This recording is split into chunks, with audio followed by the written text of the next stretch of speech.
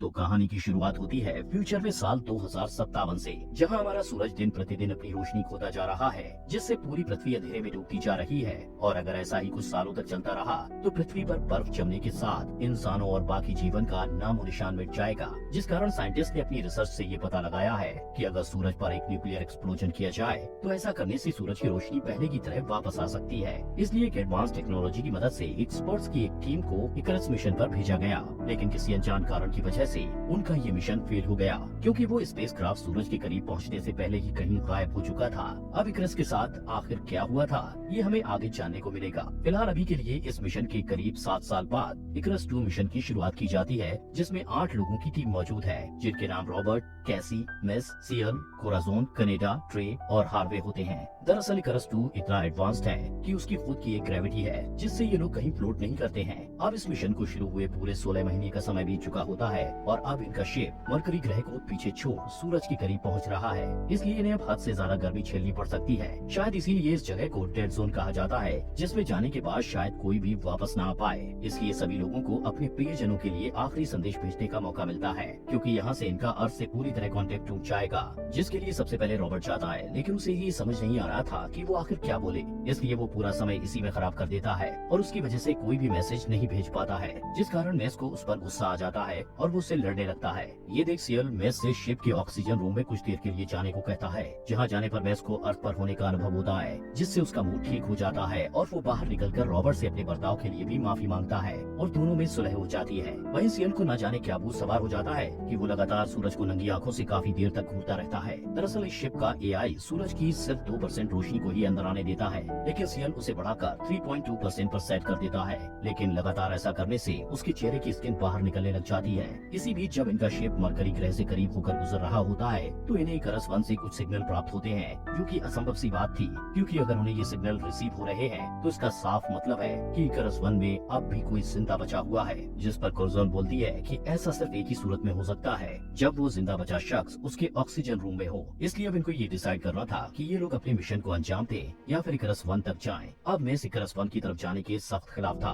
क्योंकि ऐसा करने से उनके साधनों के साथ साथ समय का भी नुकसान होगा। लेकिन रॉबर्ट की राय उससे बिल्कुल अलग थी, क्योंकि उसका मानना था कि अगर वो इकरस 1 की तरफ जाते हैं तो उन्हें एक और न्यूक्लियर बॉम्ब मिल जाएगा। इसलिए अगर उनका बॉम्ब सूरज को रिस्टार्ट नहीं कर पाया तो वो दूसरे से काम चला सकते हैं, जो बात सभी को सही लगती है। इसलिए ट्रे वहाँ तक पहुँचने की ट्रेजेक्ट्री इक्वेशन बनाने में लग जाता है, जिसमें उससे एक बहुत बड़ी गलती हो जाती है। उसमें वो उस फैक्टर को यूज करना बिल्कुल भूल गया था, जिसकी वजह से उनकी शिप के कई सारे पार्ट्स सूरज की गर्मी से झुलस जाते हैं, क्योंकि जैसे ही वो इकरस 1 की तरफ बढ़ रहे थे वैसे वैसे सूरज की हीट बढ़ती जा रही थी, जिस कारण ट्रे को अपने किए पर काफी बुरा लगता है। और अब क्योंकि शील्ड पैनल्स डैमेज हो चुके थे, इसलिए कनाडा और रॉबर्ट स्पेस वॉक करते हुए उसे रिपेयर करने के लिए जाते हैं और कैसी शिप के अनशील्डेड हिस्से को सूरज की तरफ मोड़ देती है, जिससे इनके सामने एक नई मुसीबत खड़ी हो जाती है। दरअसल जब अनशील्डेड हिस्सा सूरज की तरफ किया जाता है तो उसकी गर्मी के कारण वो हिस्सा जलने लग जाता है और आग शिप के कम्युनिकेशन सेंटर से होते हुए ऑक्सीजन रूम तक पहुंच जाती है, जिसके कारण पूरा शिप धीरे धीरे तबाह होने लगता है। और इस तबाही को रोकने के लिए ये लोग वहाँ की सारी ऑक्सीजन को छोड़ने का फैसला करते हैं। ये देख शिप का एआई उसका सारा कंट्रोल खुद पास लेकर उसके अनशील्डेड पैनल को वापस घुमाने लगता है, लेकिन इससे कनाडा और रॉबर्ट की जान को खतरा था। इसलिए कैसी एआई से कंट्रोल अपने पास वापस लेने की कोशिश करती है, जिस पर एआई उसे बताता है कि अगर उनका एक और साथी इसकी रजामंदी देता है तो ही वो ऐसा कर पाएगी, जिसके लिए वो मेस को राजी करने का ट्राई करती है,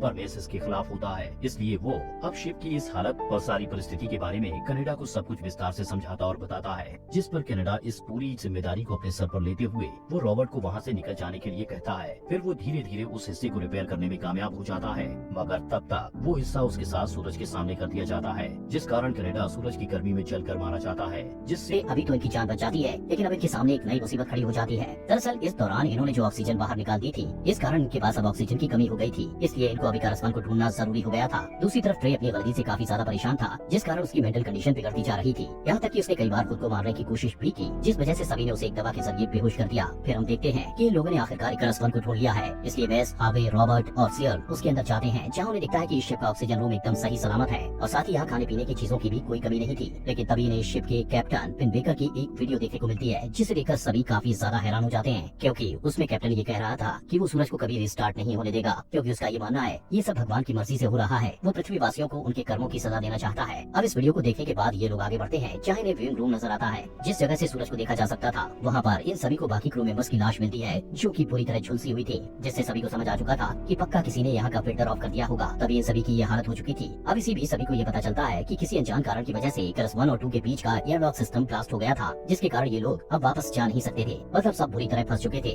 तभी मेस को आइडिया आता है कि अगर कोई यहाँ इकरस 1 में रुककर इस एयरलॉक सिस्टम को मैनुअली ऑपरेट करे तो ये सभी लोग एक साथ उसके प्रेशर के जरिए खुद को इकरस 1 से इकरस 2 तक आराम से पहुँच सकते हैं, क्योंकि भाग्य से इन्हें वहाँ एक स्पेस वॉकिंग सूट मिल गया होता है। लेकिन जो भी यहाँ रुकेगा उसे अपनी जान की कुर्बानी देनी होगी, जिससे सबकी जान बच सके। इसलिए इस काम को करने के लिए सीएल तुरंत तैयार हो जाता है, जिसके बाद स्पेस सूट रॉबर्ट को दिया जाता है, क्योंकि वो पेलोड को डिटोनेट करने में एक्सपर्ट होता है, जिससे हार्वे को इतराज होता है, लेकिन बाद में वो मान जाता है और मेस के साथ मिलकर वो दोनों खुद को स्पेस क्राफ्ट में मौजूद इंसुलेशन को खुद पर लपेट लेते हैं, जिसके बाद दोनों रॉबर्ट को पकड़कर सीएल की सहायता से इकरस 2 की तरफ लॉन्च हो जाते हैं, जिस बीच मेस और हार्वे की पकड़ छूट जाती है। लेकिन सही समय पर रॉबर्ट मेस को पकड़ लेता है और हार्वे को वो नहीं बचा पाता, जो कि खाली स्पेस में ठंड की वजह से तुरंत जम जाता है। फिर स्पेस क्राफ्ट से टकराने के कारण उसके शरीर के कई टुकड़े हो जाते हैं। तो वहीं दूसरी तरफ सीएल भी जब इकरस 2 के हटने के कारण सूरज की रोशनी के एकदम सामने आ जाता है और वो अपनी मौत के इस अंतिम समय में भी सूरज को देखते हुए बुरी तरह झुलस कर मारा जाता है। इसके बाद हम इकरस 2 में कोराज़ोन को देखते हैं, जो कि अपने कैलकुलेशन के मुताबिक बताती है कि अब उनके पास सिर्फ 4 लोगों की जिंदा रहने लायक ही ऑक्सीजन मौजूद है और वो लोग 5 हैं। इसलिए अब एक और आदमी को बलिदान देना होगा ताकि ये मिशन पूरा हो सके।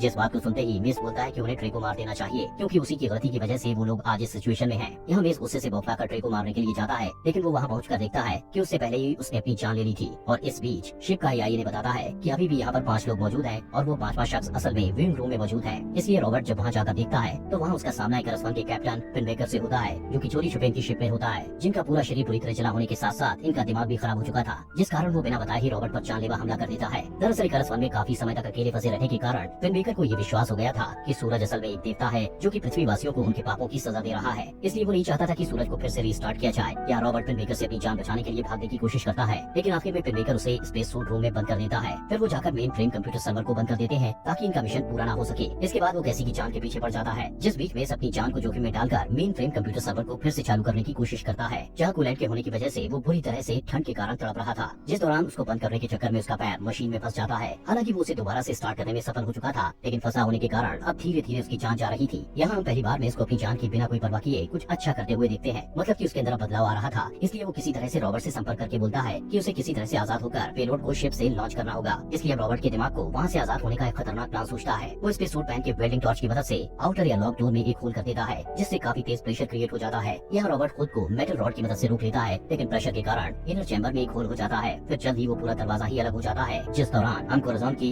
लाश को भी देखते हैं, जिससे जाहिर है फिनबेकर ने ही मारा होगा। यहाँ रॉबर्ट किसी तरह से खुद को बाहर जाने से किसी तरह रोककर जल्दी से पेलोड को शिप से अलग करता है। फिर वो अगले प्रोसेस के एक्टिवेशन के लिए पेलोड की तरफ बढ़ने लगता है। इसके लिए वो स्पेस सूट की मदद से सूरज को झुलसा देने वाली किरणों से होते हुए पेलोड तक पहुंचता है, जहाँ वो जैसे ही इग्निशन चालू करने जाता है तो वहाँ उसका सामना घायल कैसी से होता है। साथ ही इनके ऊपर फिनबेकर हमला कर देता है, जिस बीच इकरस 2 को सूरज अपने अंदर समा लेता है और पेलोड सहित ये लोग भी वहीं खिंचते जा रहे थे। लेकिन आखिर में रॉबर्ट किसी तरह से फिनबेकर के चंगुल से छूटकर पेलोड के इग्निशन प्रोसेस को किसी तरह स्टार्ट कर देता है, जिसके होते ही सब कुछ एकदम से रोशन हो जाता है, जो कि देखने में बहुत ही बेहतरीन लग रहा था। जैसे जैसे इग्निशन प्रोसेस सूरज की तरफ बढ़ता है, डेटोनेशन के साथ उसका न्यूक्लियर रिएक्शन चालू हो जाता है, जिस धमाके में आखिर में रॉबर्ट भी समा जाता है। पर वो सूरज को महसूस करते हुए अपनी जान देता है, जो होते ही अर्थ पर हमें रॉबर्ट की बहन को दिखाया जाता है, जो कि उसका भेजा हुआ मैसेज देख रही थी। इसी के साथ वो पृथ्वी पर सूरज की रोशनी को फैलते हुए देखती है, जिसका साफ मतलब है कि रॉबर्ट और उसके साथी अपने मिशन में कामयाब हो चुके हैं। मतलब कि जल्द ही सब कुछ पहले के जैसा होगा और इसी के साथ ये कहानी यही खत्म हो जाती है।